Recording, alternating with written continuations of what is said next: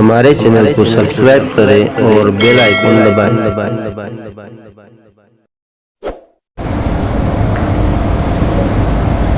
السلام علیکم ورحمۃ اللہ تعالی وبرکاتہ۔ وعلیکم السلام۔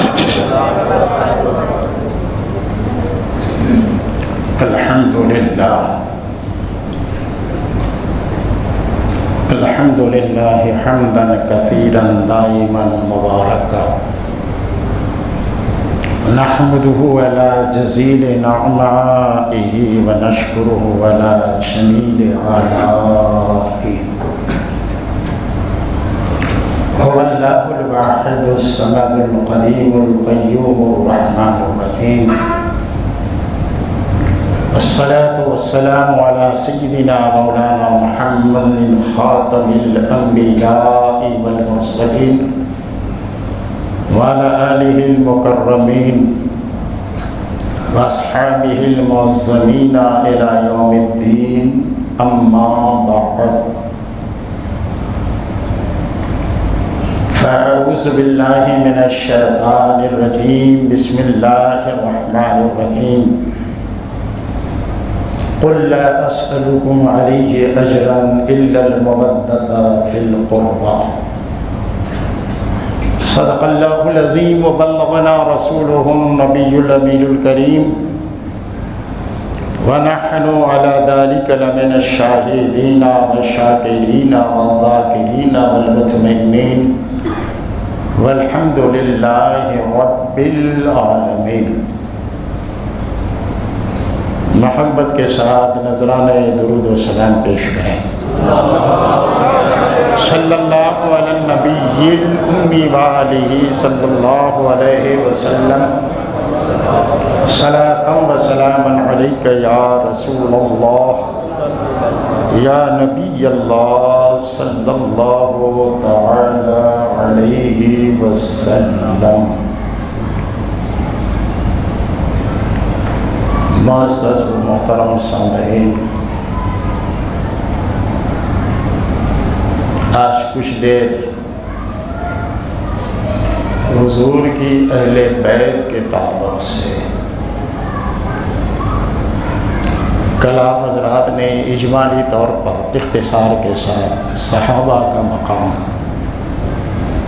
سماعت کیا کہ صحابہ کا مقام و درجہ شرف و بزرگی کیا ہے۔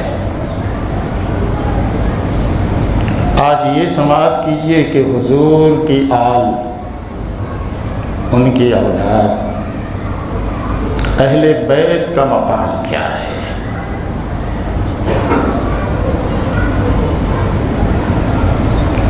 حضور اکرم صلی اللہ تعالی علیہ وآلہ وسلم نے ارشاد فرمایا، فرماتے ہیں، حضرت علی اس کے راوی ہیں، فرماتے ہیں اپنی اولاد کو 3 باتوں کا علم دو، 3 چیزیں سکھاؤ۔ اپنی اولاد کو 3 چیزیں سکھاؤ۔ کہ وہ کیا چیزیں ہیں؟ فرمایا ایک تو قرآن کی تعلیم دو، قرآن صحیح پڑھنا سیکھے، قرآن نور ہے، ہدایت ہے، اسے مضبوطی سے تھامے رکھے، یعنی اس پر عمل کرے۔ دوسری چیز یہ کہ میری محبت سکھاؤ، کہ حضور ہی کی محبت تو سب کچھ ہے نا، ہمیں جو کچھ ملا ان سے ملا، اور جس کو بھی جو کچھ ملا ان سے ملا۔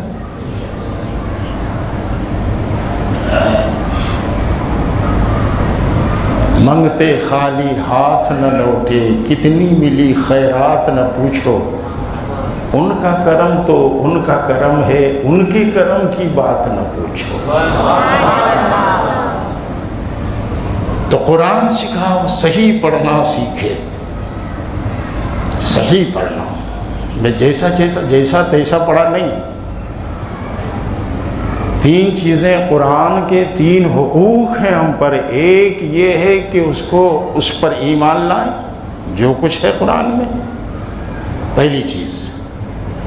دوسری چیز یہ ہے کہ اسے صحیح پڑھیں، صحیح پڑھیں، یعنی یہ جو 9 حروف ہیں جس کو حروف تہجی کہتے ہیں، ہر حرف کا مخرج الگ ہے۔ الف کیسے ادا ہو، با کیسے ادا ہو، تا کیسے ادا ہو، فا کیسے ادا ہو، اور سین کا کیسے ادا ہو، شین کیسے ادا ہو، صاد کیسے پڑھا جائے، زی اور زو کیسے پڑھا جائے، دوات کیسے ادا ہو، سب کا مخرج الگ ہے۔ سب کو ایک ہی طرح سے پڑھنا یا قرآن کو صحیح پڑھنا نہیں۔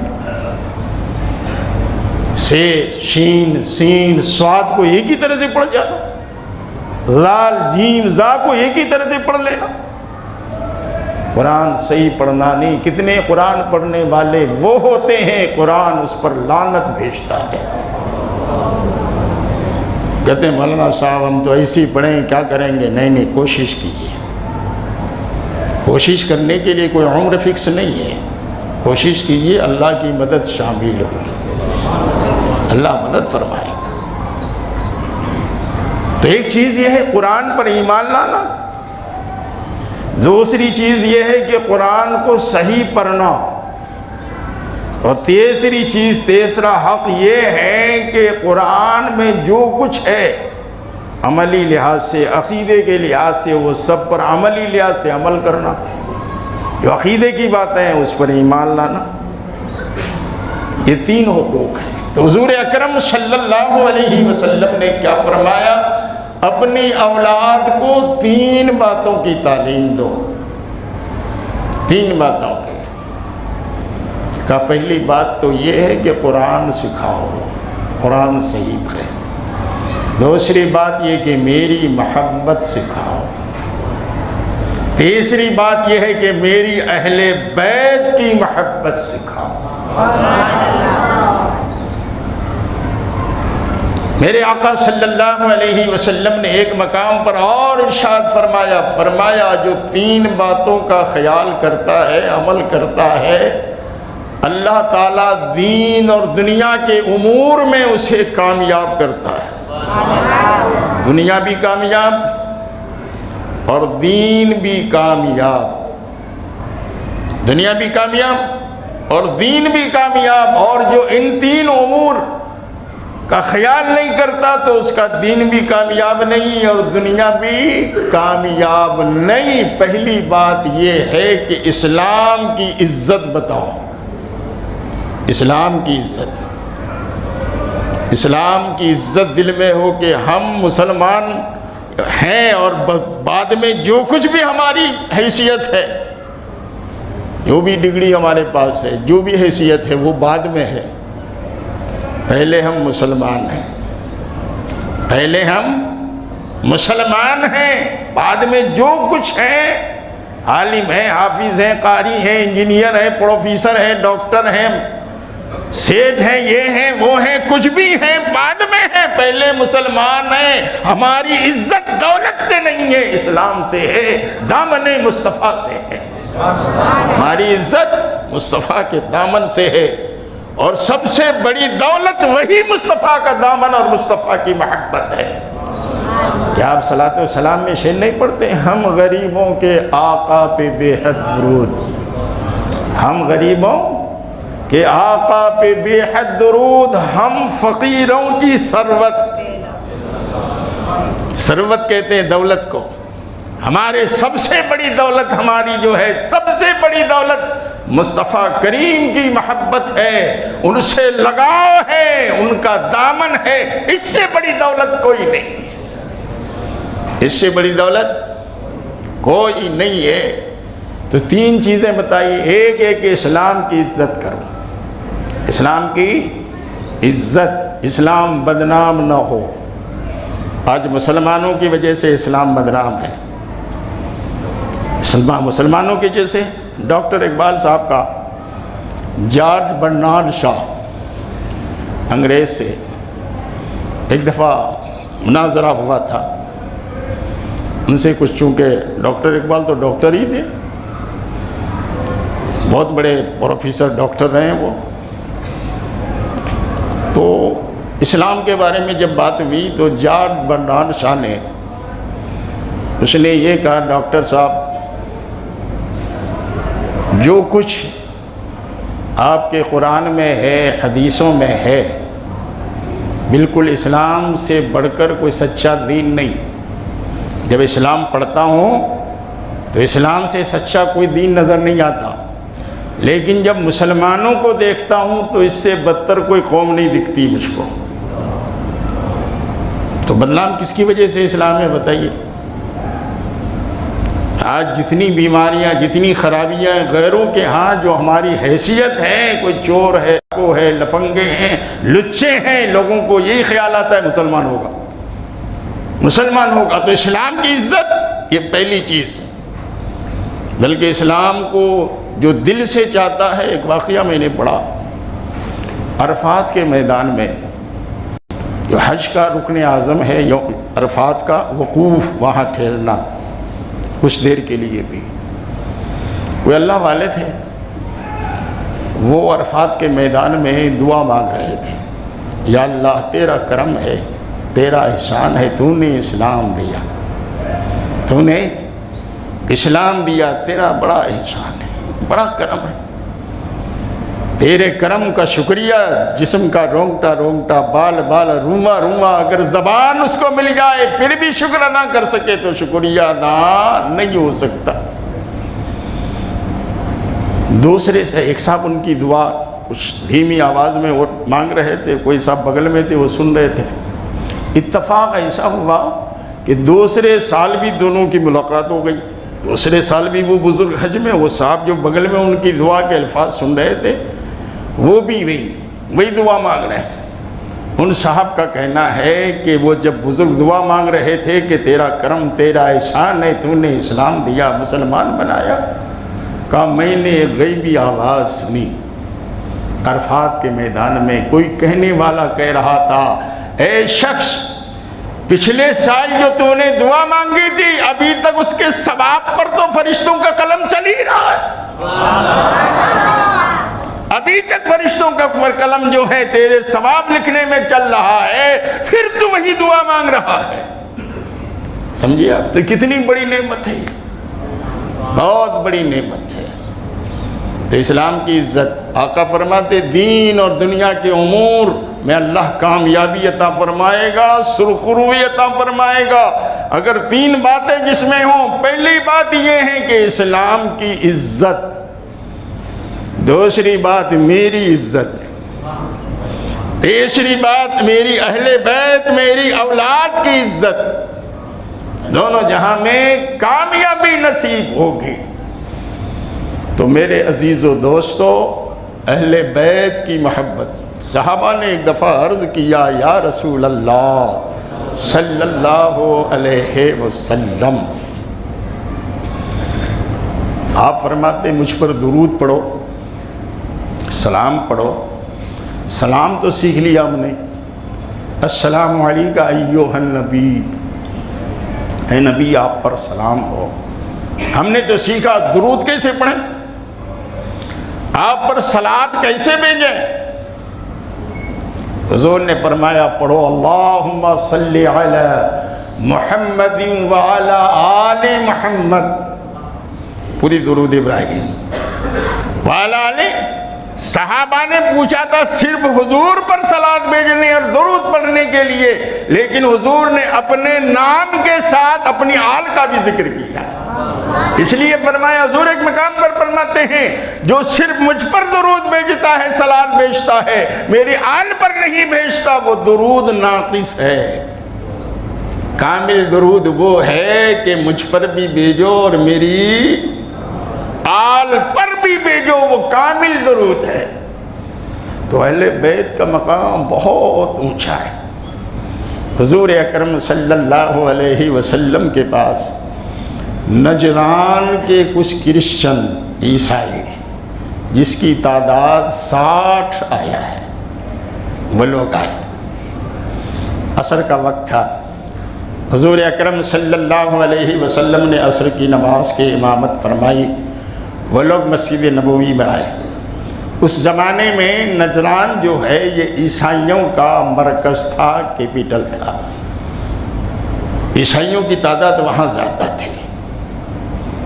وہ لوگوں نے پورب کی طرف، مشرق کی طرف منہ کر کے نماز اپنے طور پر ادا کی۔ اس کے بعد حضور کے پاس وہ وفد، وہ جماعت آئی، حضور اپنی عادت کے مطابق اسلام کی دعوت ان لوگوں کو دی۔ ان میں کہ 3 ان کے بڑے پادری تھے، 60 تو تھے، ان میں 3 جو ہیں بڑے ان کے عالم اور ان کے دھرم کے پادری تھے۔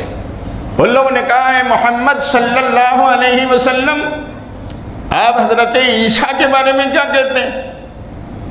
حضور نے فرمایا میں اللہ کا نبی اور اللہ کا بندہ مانتا ہوں۔ وہ اللہ کے نبی اور اللہ کے مقدس بندے تھے۔ تو عیسائیوں نے کہا، ان پادریوں نے کہا کہ بندہ کیسے ہو سکتا ہے وہ شخص جس کا باپ ہی نہ ہو؟ حضرت عیسیٰ کا تو کوئی باپ نہیں ہے۔ کہا باپ نہیں، ماں تو ہے۔ کہا بغیر باپ کے کوئی ہو سکتا ہے؟ عذاب وہ بندہ نہیں بلکہ اللہ کا بیٹا ہے۔ حضور اکرم صلی اللہ علیہ وسلم نے فرمایا جب عیسیٰ علیہ السلام کی ماں ہے اور باپ نہیں ہے تو کہتے وہ ابن اللہ ہے، اللہ کا بیٹا ہے، تو پھر آدم علیہ السلام کے بارے میں کیا کہو گے؟ ان کا تو باپ بھی نہیں، ماں بھی نہیں، کوئی نہیں۔ اللہ نے اپنی قدرت کاملہ سے انہیں پیدا کیا ہے۔ بہل وہ مناظرے میں کامیاب تو نہیں ہو گئے، لیکن ہر دھرم ضد میں اڑے رہے، ہم نہیں مانیں گے، ہم نہیں مانیں گے۔ اللہ نے وحی بھیجی، اللہ نے وحی بھیجی، سورہ آل عمران کی یہ آیت، قُلْ تَعَالَوْا نَدْعُ أَبْنَاءَنَا وَأَبْنَاءَكُمْ وَنِسَاءَنَا وَنِسَاءَكُمْ وَأَنفُسَنَا وَأَنفُسَكُمْ ثُمَّ نَشْتَحِلْ لَعْنَةَ اللَّهِ عَلَى الْكَاذِبِينَ۔ اے حبیب ان سے مباہلہ کریں۔ مباہلہ میں کیا ہوتا ہے؟ دلائل سے نہ مانیں، حق اور باطل کے درمیان ہو اور وہ نہ مانیں تو ایک میدان میں جمع ہو دونوں طرف کے لوگ اور یہ کہیں جو جھوٹا ہے اس پر اللہ کی لعنت، اس پر اللہ کی لعنت۔ اللہ نے فرمایا اے محبوب آپ بھی جائیں اپنے بیٹوں کو لے لیں، عورتوں کو لیں، ان سے کہیں وہ بھی اپنے بیٹوں کو، اپنی عورتوں کو، اور خود آئیں اور جھوٹوں پر لعنت کریں۔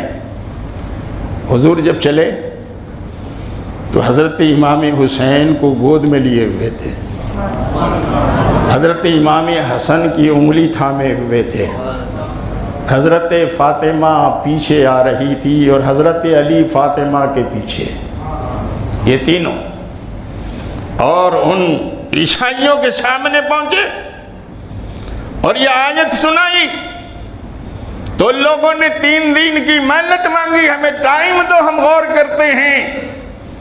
پھر اس کا جو بڑا پادری تھا جن کا نام مسیح تھا، اس نے اپنی قوم سے کہا او عیسائیوں، او مسیح علیہ السلام کے ماننے والوں، میں وہ چہرے دیکھ رہا ہوں، اگر یہ کہہ دیں کہ یہ پہاڑ ہٹ جائے تو پہاڑ اپنی جگہ سے ہٹ جائے۔ اگر یہ کہہ دے میں وہ چہرے دیکھ رہا ہوں، چہرہ کون سامنے؟ حضور کا چہرہ ہے، حسن حسین کا چہرہ ہے، فاطمہ تو پردے میں ہے، ان کا بھی پردے میں چہرہ ہے، حضرت علی کا چہرہ ہے۔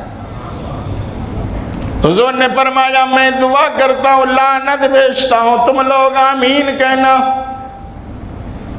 مگر اس سے پہلے ہی اس کے پادری نے کہا وہ سمجھتا تھا کہ یہ آخری نبی ہے، ضد اور ہٹ دھرمی کی وجہ سے مانتا نہیں تھا، جانتا تھا یہ آخری نبی ہے، یہ رسول ہیں، آخری رسول ہیں۔ ذرا غور کرو، یہ اپنوں کی بات نہیں ہے، غیر بھی کہہ رہے ہیں اے لوگو یہ وہ چہرے ہیں، اگر یہ پہاڑ سے کہہ دیں، اللہ سے عرض کرے پہاڑ کو اپنی جگہ سے ہٹا دے تو پہاڑ ہٹ جائے۔ کیا چہرے ہیں، سبحان اللہ۔